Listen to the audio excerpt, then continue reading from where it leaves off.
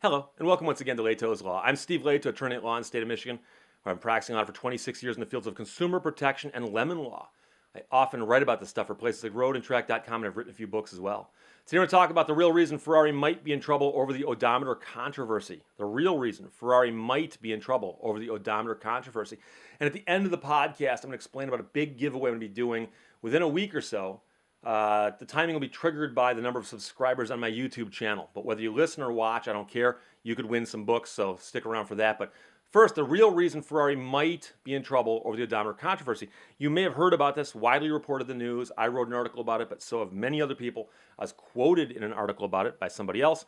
And the allegation out of a lawsuit in Florida made by a guy who worked at a Ferrari dealership was that the dealership, according to him, had reset some odometers for customers simply so they could have lower odometer readings and raise the value of their cars. And he alleged not only that the dealership had done this, but he alleged that the manufacturer, i.e. Ferrari, knew about it. And in fact, he said that Ferrari provided a tool to the dealership called a DEIS tool, and using that tool, the dealership would call up Ferrari and say, hey, we need to reset an odometer on a car, give us the code. They'd get a code, boom, boom, boom. They'd reset the odometer, and then the person would go on down the road with a Ferrari with a reset odometer, now presumably worth more money. Those are the allegations in his lawsuit. I don't know if they're true. I don't know if they're false. I don't know anything about them other than what I read in the news, and it'll certainly shake itself out later down the road. It might wind up in court. It might not, but those are the allegations in the lawsuit. So people say, Steve, it's often how they begin sentences when they're talking to me. They say, what about this? If those allegations are true, what would the dealership worry about? What should Ferrari be worried about?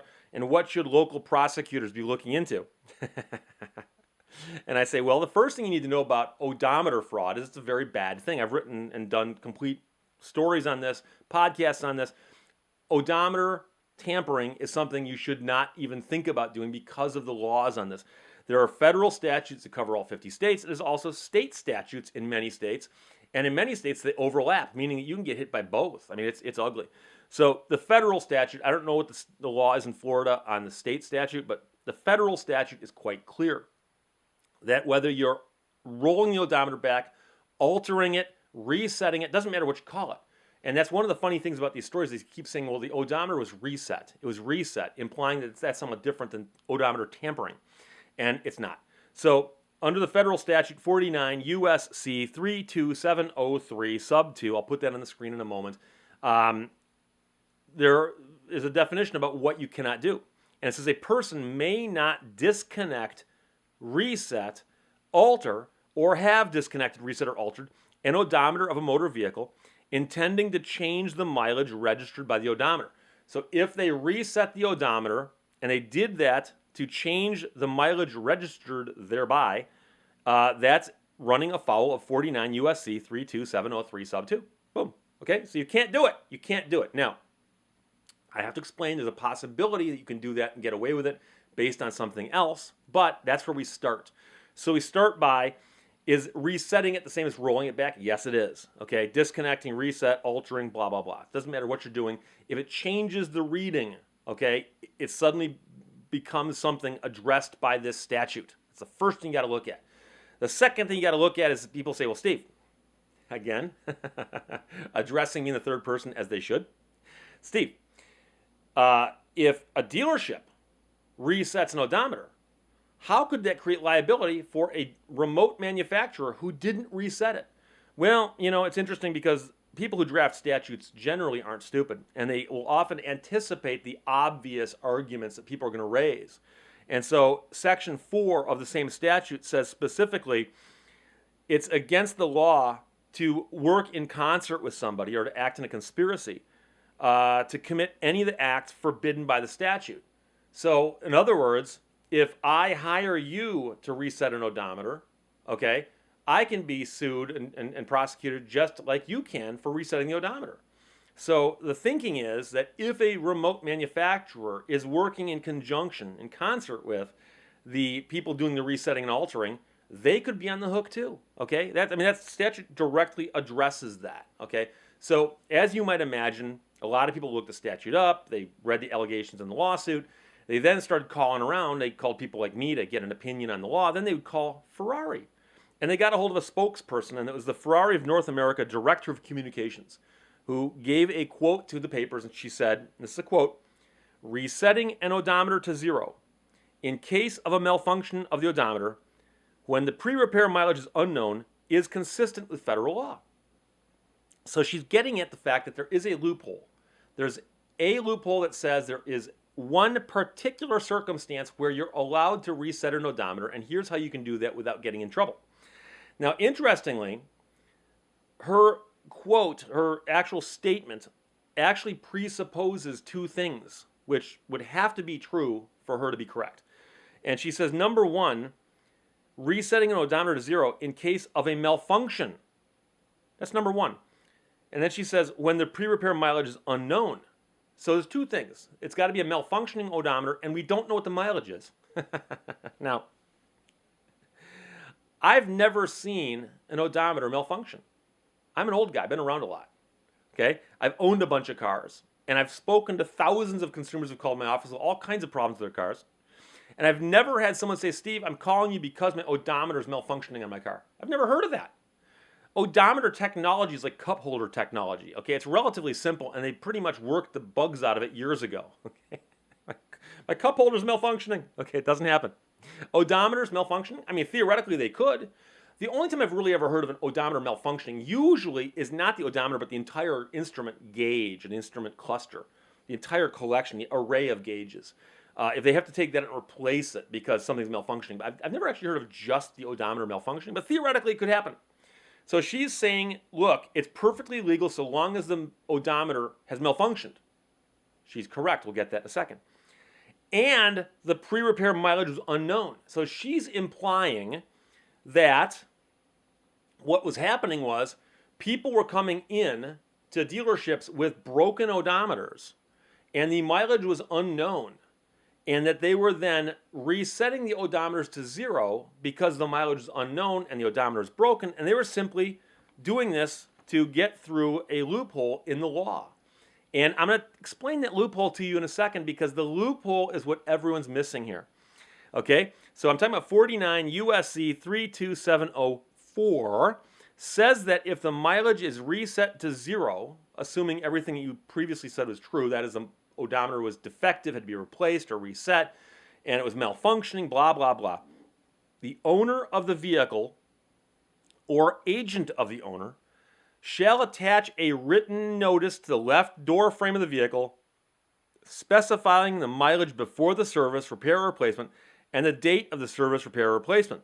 The door frame notice is what's the important thing here, because if you do a replacement of an odometer on a vehicle or service on one that changes the number, okay, you have to put this notice on the door frame that will notify not only the person who owns the car, but all future owners that the odometer no longer represents the number of miles that vehicle's traveled down the road, or if it does, it would be a really wacky coincidence, okay, because it generally speaking doesn't, because they reset it to zero, okay, so the mileage is reset to zero. The owner of the vehicle or agent shall attach a written notice to the left door frame of the vehicle specifying the mileage before the service, repair, or replacement, and the date of the service, repair, or replacement. So a very, very specific sticker gets put on the door.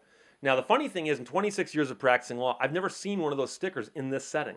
I've seen a similar sticker that goes onto vehicles that come in through the gray market, like a European or a Canadian car that's got a kilometer reading on the speedometer odometer. I've seen it where they replace that to a mileage speedometer odometer to comport with American road standards, and then put a sticker on the door that says, vehicle came to America with, say, 100,000 kilometers on it. We replaced it with an odometer that read 62,000 miles because that was roughly the equation. We did that on this particular date. There you go, and there's a sticker on the door that says that, okay? Now, I've never seen one that said, hey, odometer broke, fixed it, reset to zero, and here's when and how it happened. So here's the thing. If the spokesperson for Ferrari is correct, and these were all done with broken odometers that were reset to zero because the previous mileage was unknown, each and every instance of this would have to have the sticker put on the door frame of the car. And that's really easy to figure out. If you're somebody who bought a Ferrari recently and you're not sure about the mileage and you're curious about this, you open your door up and see if there's a sticker on the door. Is there? Is there not? I never know. If you bought one from that dealership, you might wonder. But here's the thing. There are going to be people out there who buy vehicles and wonder about this. And I suspect there's going to be litigation if there's not already. And in the litigation, you can do discovery. And somebody needs to ask the question of the dealership, do you have records of every single vehicle that you put that DEIS tool on where you reset the odometer? They should have a record of that. And then you say, and can you get us the VINs, the vehicle identification numbers, of those vehicles? And we're going to go track them down now and see if the stickers are in the door. Because if the sticker's in the door, then they obviously complied with the law. And there's nothing going on here. We need, nothing to see here. Move on. But if the sticker's missing from the door, somebody committed a federal offense. Because it's also illegal to remove the sticker from the door once it's put there. So I suppose the dealership, theoretically, could have stickered all these cars. And then someone else later on removed the stickers. But that's, again, easy enough to figure out. You just take depositions and you depose the people who work in the dealership and say, by the way, do you install these stickers in the cars? And they say yes. And you say, how many of you installed? And they give you a number. And you say, who do you buy your stickers from?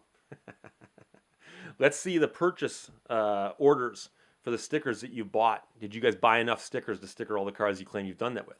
There's ways to figure this stuff out. But assuming that a single vehicle passed through this process we're talking about, if it happened in theory, that is, someone came into the dealership with a vehicle and said, hey, my odometer's broken. Can you reset it to 0 for me? I said, I don't know how many miles are on it. And they said, sure. And let's suppose, in theory, they contacted the manufacturer. They worked it all out. Boom, they reset this odometer to 0. And somehow that car left the dealership without the door sticker. Okay? That's a federal offense. And now let's talk about what that means. Okay? So again, I don't know if that ever happened. It might not have ever happened. But if it happened, here's where it gets ugly. First of all, anyone who violates this statute, so that could be the person who actually altered or reset the odometer. That could be somebody at a remote manufacturer who helped that person reset the odometer, assuming that the law wasn't followed. Anyone who broke that law can be sued by the U.S. government for $10,000 in civil penalties per violation. $10,000. That's a serious crime. But this is not even the point. The point is this is a civil portion of the law. So this is a rare statute that says, look, there's going to be criminal liability and also civil liability. And not just where someone can sue you, but the government can sue you. So the federal government can come in and sue somebody and say, you broke this law. We're going to sue you, go to court, and get judgments against you for a lot of money. Up to $10,000 per violation, okay? So that's an interesting point. But there's also a criminal aspect to this. So theoretically, if they caught you and you had spun an odometer back and you didn't put the door sticker in and so on and so forth, if you were convicted of that as a crime, you can spend up to 3 years in prison. 3 years in prison, okay, for not putting the door sticker on the car or for resetting the odometer improperly and so on. So these are all things that are very serious, both with respect to the government can sue you and the government can prosecute you. But here's what's interesting about this also is that people say, well, Steve, corporations don't get prosecuted. They're not people. I mean, they're people according to the Supreme Court, but they're not people. In anticipation of that, the people who drafted the statute said, oh, by the way, if the person is a corporation, the penalties of this subsection also apply to a director, officer, or individual agent of a corporation who knowingly and willfully authorizes, orders, or performs an act in violation of this chapter or a regulation prescribed or order issued under this chapter without regard to penalties imposed on the corporations. So an individual working at a corporation, whether it's the dealership corporation or the manufacturer corporation, who gets afoul of this law can also face the $10,000 fine and also face, or not the fine, but the civil penalties, and also face, theoretically, prison time. 3 years, okay? And that's a person in a corporation sitting in a cubicle someplace who just said, yeah, go ahead and do this. So that's the interesting problem. But it gets worse. It gets worse, as these things often do.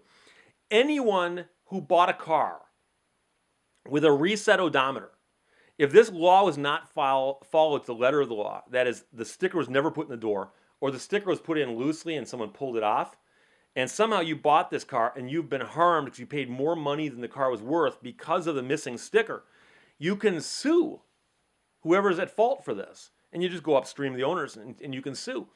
And the minimum you can get if you prevail is $10,000 plus your attorney fees and court costs. But you can get your actual damages if they're more than $10,000, which they might be on a Ferrari. Okay, so here's why you don't want to run afoul of odometer tampering laws. 1, the government can sue you. 2, the government can prosecute you and throw you in prison if found guilty. And 3, someone downstream can also sue you. And by the way, these are not mutually exclusive. They can all happen to you.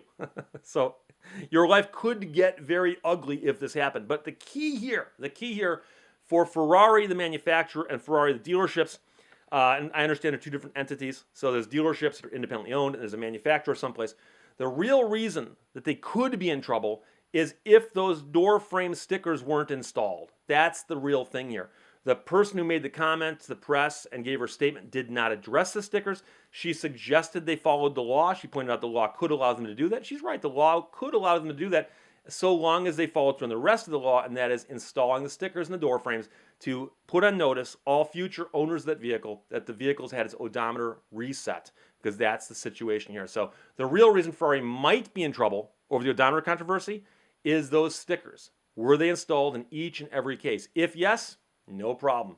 If no, possible problems. And if you're a prosecutor in Florida, whether federal or state, or a private attorney, there might be a lot of interesting litigation coming up for you and other people in your community. Keep your eyes peeled for that. Now, I mentioned earlier at the top that we're going to be doing a giveaway, and by we, I mean me. I have now over 8,900 and some odd subscribers on YouTube. I need to hit 10,000. It's just a nice round number. So as soon as I get 10,000 subscribers on YouTube, I'm going to give away 25 copies of the Lemon Law Bible. This is what 5 looks like. I got 25 of them, though. I'm going to give away 25 copies of the Lemon Law Bible. What I'm going to do that when I hit 10,000. So as soon as I hit 10,000 subscribers on YouTube, my very next podcast, I'm going to explain how you can get one of these. Basically a drawing, just send me an email. But I'll tell you then how to do that. And I'm going to just give them away. I'll sign them and mail them anywhere in North America for free once I hit 10,000 subscribers. So if you subscribe, great, congratulations. Thank you for supporting me. If you do not subscribe to the podcast, please subscribe. Click subscribe, ask your friends to subscribe, tell your friends about this wacky attorney who talks about these crazy things. And if you're listening on a podcast, but you've never seen the YouTube channel, please go to the YouTube channel and subscribe. And that way you'll also get notice of the first episode that comes up where I say, by the way, I'm now giving away the 25 copies of the Lemon Law Bible. So stay tuned for that. But like I said, I'm at 8,900 and change right now. When I hit 10,000, going to give away 25 copies of the Lemon Law Bible. Questions or comments, as always, shoot them my way, lehtoslaw.com, LEHTOSLAW.com. I'm on Twitter, at Steve Lehto, at STEVELEHTO. And this show is on iTunes, Stitcher, SoundCloud, Podbean, Google Play, and where you really need to subscribe, YouTube. Thanks for watching. Thanks for listening. Bye-bye.